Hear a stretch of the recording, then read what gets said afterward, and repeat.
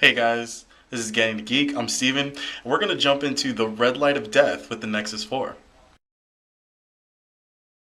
So why am I standing here with the charging Nexus 4? Well, wait a second. Is this really charging? I don't think so. Uh, I can go ahead and press the power button and show you nothing's happening. Now, why is there this red light?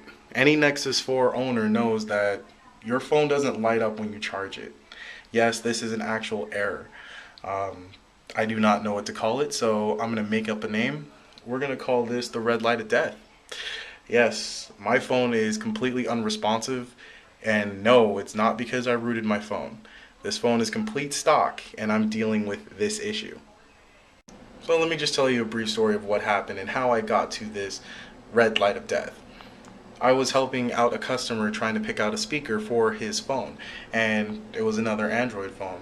I decided to plug my phone in and get a little juice while I was using the speaker. Apparently there might have been a short or a problem with the cable, because when I put it in my phone it decided to do a complete reset. It turned off. I saw the Nexus symbol, the Google symbol, and it powered back on. I thought, hey, no big deal, it's probably just a short and I'll be fine. Wrong. Now this going toward the afternoon when I'm about to leave, I had about one more customer come in and actually wanted to do a trade-in. He was going to get the Galaxy S3. He had told me that he needed help getting his apps transferred. So I decided to pop on my Wi-Fi tether, which we all know is standard on the Nexus 4, and go ahead and help him get his apps.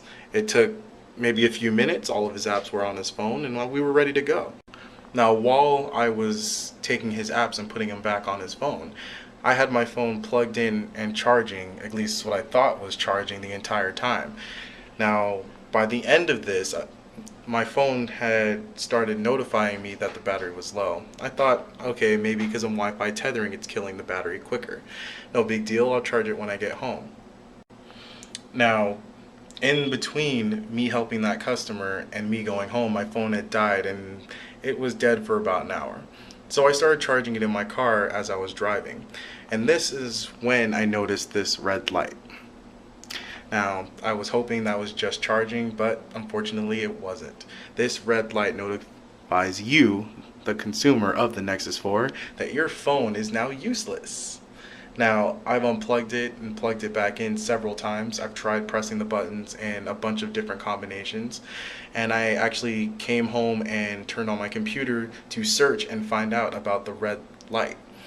Now, a bunch of people have differing opinions, and there's a lot of people that do have the Nexus. Now, I feel a lot of people that have the Nexus and don't deal with this issue troll because they think they're superior and their phone's working and everybody's phone should be working.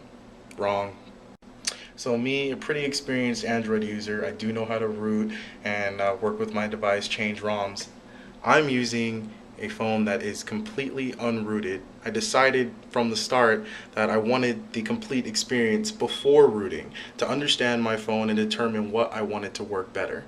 And for me so far, not rooting it was fine. And I'm glad I didn't root, because this issue popping up after a root and trying to get the phone replaced with warranty, yeah, no. So I can still get this replaced under warranty, and I'm glad about that. And I know this wasn't because of user error. I also know that this is a reoccurring issue because there are several people with this red light of death problem. I don't know what to really say. It's a great device. The processor is super fast. I think this has two major flaws. One, you cannot remove the storage. I have lost every file on this device when I get this replaced, and it's unfortunate. Yes, I could have used one of the online storage like Dropbox and Box, but I had decided that I do not care for online storage. It to me didn't make sense. But to back up your files, it does. And especially dealing with this situation, I agree that online storage is very helpful when you need to replace data. And the second flaw of this device, you cannot remove the battery. I have a hard time believing that this wouldn't even be an issue if I could just take out the battery, give it a few seconds for the system to completely clear out of electricity and put it back in. But because I can't do that, I have no idea whether that would fix my device. And I've worked with Samsungs, I've worked with HTCs, I've worked with Motorola's, and I've even had LG devices. I believe one of my first dual-core phones was the, what is it, G2X. A very nice device, and you can still remove the battery. This is unfortunate. This is something I didn't expect to happen. I'm sure a lot of people don't expect errors to happen with their phones, but I was really shocked when I read that other people had this issue. I'm also glad that the horror stories that I read about Google tech support were not true. At least in this experience so far, and I'm not completely done. I haven't got my phone replaced, but so far I dealt with a very helpful technician that already put me through the process of getting my phone replaced. So it's gonna take, I want to say, about 2 weeks. When I send it in, it'll take what, 3 days, 4 days, and then when they get my device, they'll send out mine, and it should take about a week. So I don't think this should be a big issue. I already got an email from the technician acknowledging the issue with my phone. I'm going to charge it overnight and follow the steps, and once I'm complete with the steps, he'll go ahead and send me the shipping label that I need, and we'll complete the transaction of getting my replacement. And for anybody else experiencing this problem, hopefully you have the packaging, the original packaging, and you're the original owner.